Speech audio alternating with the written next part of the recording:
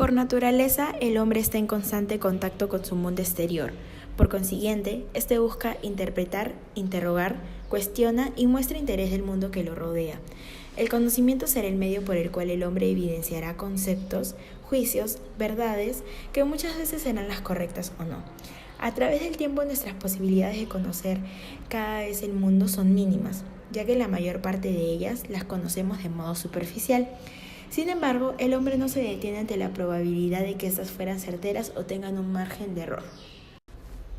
El conocimiento. ¿Qué entendemos por conocimiento?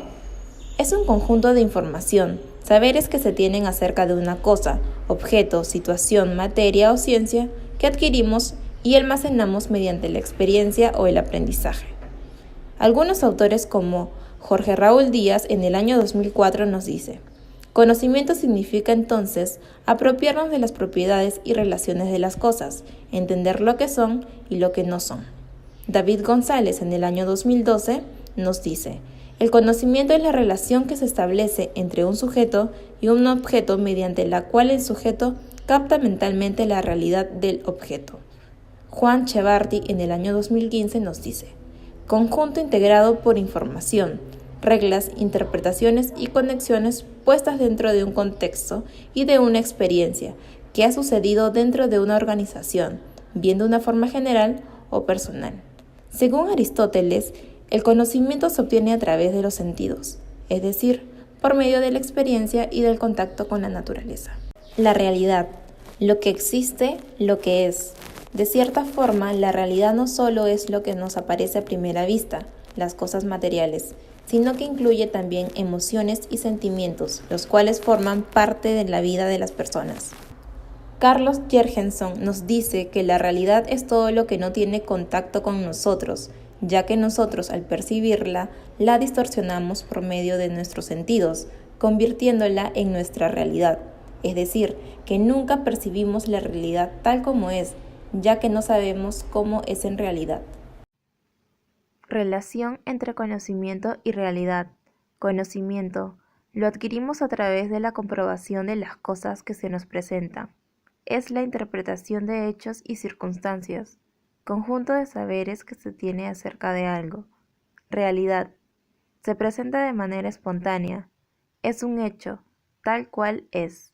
Contempla todo lo que se acontece de forma cierta y verdadera. La realidad existe. Asume la forma de manifestaciones observables directamente por los sentidos o por instrumentos que perfeccionan y agudizan la capacidad humana de registrar señales del mundo circundante.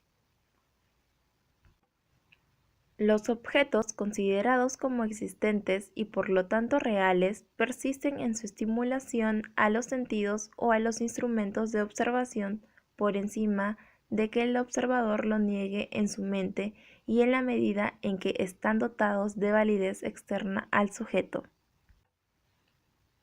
Realidad y mundo circundante se entremezclan y se nos imponen como algo que nos es dado. La realidad tiene forma. Aparece dotada de una gran variedad de formas que sensibilizan y estimulan nuestra capacidad de excitación sensorial. Los objetos comienzan a estar dotados de una presencia física, dotados de formas y a ocupar un lugar en el espacio físico a medida que nuestros sentidos registran sus diferentes manifestaciones. Nuestra experiencia sensorial nos permite discriminar entre las diferentes formas que adopta el mundo circundante. Las observaciones repetidas nos dicen cómo esas múltiples formas están interconectadas entre sí. La realidad es dinámica. La materia prima inicial para el conocimiento es la presencia de manifestaciones perceptibles, registrables, clasificables y al mismo tiempo dotadas de temporalidad, es decir, dotadas de dinamismo. Depende en gran medida de las condiciones del tiempo y espacio y contexto de donde se da. Este dinamismo es el que hace que la realidad esté en un constante devenir o cambio. Fases y formas del conocimiento. El conocimiento humano se va a presentar en dos niveles o fases. Estos van a poder diferenciarse, pero juntas formarán una unidad. Fase sensorial. Los sentidos son el instrumento por el cual el hombre será capaz de poder comunicarse con el mundo exterior. Estos son limitados, por consiguiente, el hombre fabricará aparatos que le permitan superar esta limitación. La fase sensorial se dividirá en tres. Percepciones. El hombre a través de estas evidenciará los objetos y fenómenos que lo rodean. Sensaciones. Es la imagen de distintas propiedades que posee un objeto o fenómeno como color, olor, sonido, forma, etc. Representaciones son maneras en las que el conocimiento que aparecen cuando recordamos algo al asociar ideas. Fase racional o pensamiento. El conocimiento surgirá como resultado de la capacidad que tiene el hombre de inferir. Se da la posibilidad de romper con estructuras de la experiencia directa. Esta es algo que se adquiere con la práctica y poder llegar a la razón. Esta fase estará ligada a la facultad que posee el hombre de inducción y deducción. La fase racional o pensamiento presenta tres divisiones. El concepto es el criterio humano por el cual se presentan características generales de las cosas. El juicio es la forma de pensar mediante el cual el hombre va a comparar lo pensado con la realidad. Y por último, el razonamiento. Este le va a permitir al hombre concluir de un conocimiento en particular sin que intervenga la percepción. El trinomio de la verdad. Verdad. La verdad del conocimiento radica en la concordancia del contenido con el objeto, y a esta concepción se le va a llamar concepto crucial de la verdad. La verdad va a ser entonces la relación del pensamiento consigo mismo. Es la conformidad del entendimiento con la cosa, es decir, se basa en sí, en el ser de la cosa. Para entender el conocimiento de la verdad, debemos esforzarnos en captar mejor la realidad de las cosas y no simplemente en estar más informados de lo que opinan unos u otros. Evidencia. Es la presencia de una realidad como inequívoca y claramente dada. Se le va a llamar evidente a todo enunciado en el que, una vez conocido el significado de los términos, se conoce el valor de la proposición. Conviene realizar al respecto una importante distinción entre lo que es de suyo evidente y lo que es además evidente para los demás. Certeza. La certeza es un estado del espíritu que en condiciones normales procede de hallarse en la verdad de saber. Es por ello que se da propiamente la certeza cuando el entendimiento se adhiere a una proposición verdadera. La certeza es una situación del sujeto, una seguridad, y por eso pueden intervenir en ella diversos factores. Entonces, es el estado de la mente que se adhiere firmemente a una verdad. Error. El error consiste en un defecto del conocimiento. El error, en cuanto que es un juicio, requiere una causa eficiente. Es por ello que en el error hay una inadvertencia, es decir, una falta de reflexión que debería haber. La duda. La duda es un estado de equilibrio entre la afirmación y la negación, sin saber a dónde inclinarse más a un extremo que al otro. Podemos decir que la duda es espontánea. Tipos de duda. La duda reflexiva es un estado de equilibrio que permanece luego de las razones en pro y en contra.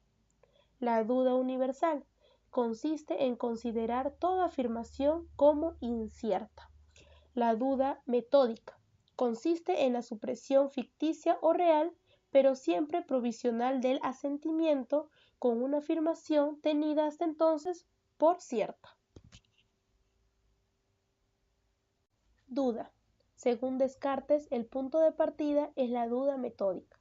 La duda cartesiana refleja la situación real histórica del momento. El hombre ha perdido sus convicciones y no sabe a qué atenerse. No posee una verdad cierta que se halle a cubierto de la duda, pero necesita esa verdad. ¿Cómo encontrarla? La duda cartesiana no es escepticismo, sino primero la expresión de una actitud de desconfianza y de cautela, la exigencia de una evidencia indestructible, y segundo, un método de investigación positiva, puesto que aquella afirmación que logre salir victoriosa de los ataques de una duda metódicamente llevada a los mayores extremos del rigor, será la verdad cierta que buscamos y que podrá servirnos de fundamento sólido para descubrir otras verdades. Opinión. La opinión es un estado de creencia común que tiene una colectividad respecto a determinado asunto. Se caracteriza por la exposición y argumentación del pensamiento de un personaje o medio de comunicación acerca de un tema. Hay dos tipos de opinión. Opinión individual. Según Guzmán, en el año 2008, la opinión individual es la idea, juicio o concepto que se tenga sobre alguien o algo. Este argumento, si es expresado, pasa a ser una opinión pública. Para Platón, la opinión es una facultad propia, distinta de la ciencia, y que nos hace capaces de juzgar sobre la apariencia. Opinión pública. Desde lo psicosocial, Elizabeth Noyer construye una definición operativa en la que coloca a la opinión pública como las opiniones sobre temas controvertidos que pueden expresarse en público sin aislarse. Desde el punto de vista de la ciencia política, Giovanni Sartori sostiene que la opinión pública es un concepto político. Entonces es un público o multiplicidad de públicos cuyos difusos estados mentales se interrelacionan con corrientes de información referentes al estado de la red pública. Desde la perspectiva crítica normativa, Jürgen Habermas indica que opinión pública significa cosas distintas según su contemple, como una instancia crítica con relación a la notoriedad normativa pública representativa o manipulativamente divulgada, de personas e instituciones, de bienes de insumo y de programa. Proceso de la opinión de Jürgen Habermas.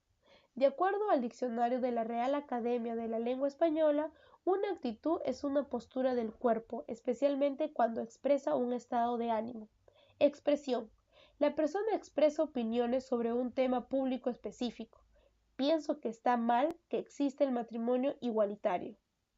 Para que esta persona exprese, ha sido influenciada por diferentes aspectos. El primero, la persona se entera del tema. La información del tema lo obtiene a través de las conversaciones o a través de diferentes medios o interacción con el entorno. Segundo, la expresión de una actitud. En esta segunda instancia, la persona expresa qué actitudes le provoca el fenómeno. Estoy molesta porque permitirán el matrimonio igualitario. En la formación de la actitud influenciarán la cultura, la familia, los grupos de presión, las opiniones de otros, la educación y las emociones. Para que se llegue a la actitud, en la última etapa de la opinión pública, la persona actúa. Voy a sumarme a la marcha en protesta por la ley que permite el matrimonio igualitario. En esta etapa se pasa a la acción que demuestre la actitud hacia el fenómeno. En nuestro ejemplo, la actitud hacia el matrimonio igualitario. Conjetura. Ligeramente diferente de la duda es la tendencia a dar un juicio motivada por algún signo todavía muy leve para determinar el acto del entendimiento. La conjetura es la proposición que se piensa verdadera, pero que se debe ser sometida a examen para verificar su validez o para refutarla. Es el juicio u opinión formado a partir de indicios o datos incompletos o supuestos. El indicio es una señal, acción o actitud que da a conocer a otras personas en forma inconsciente o aprendida. Ignorancia. Privación de un conocimiento para el que se posee naturalmente actitud. Falta general de instrucción o de conocimientos. Hecho de ignorar o desconocer algo. Para Albert Einstein, todos somos muy ignorantes. Lo que ocurre es que no todos ignoramos las mismas cosas. Para Karl Popper, la verdadera ignorancia no es la ausencia de conocimientos, sino el hecho de negarse a adquirirlos. La ignorancia para Sócrates es la base sobre la que se apoya su ironía. Resulta fundamental dilucidar. Entonces, ¿en qué consiste la ignorancia? Ignorar es no saber, no tener idea de nada, no inquirir, ni cuestionarse, ni inquietarse, no registrar, no aprender, ni a reflexionar, ni a pensar, ni a inferir, ni a conjeturar. Y no se trata tanto de ciencia como de conciencia. El ignorante ignora, está ausente e inconsciente, no aprende, no incorpora porque está lleno de banalidades.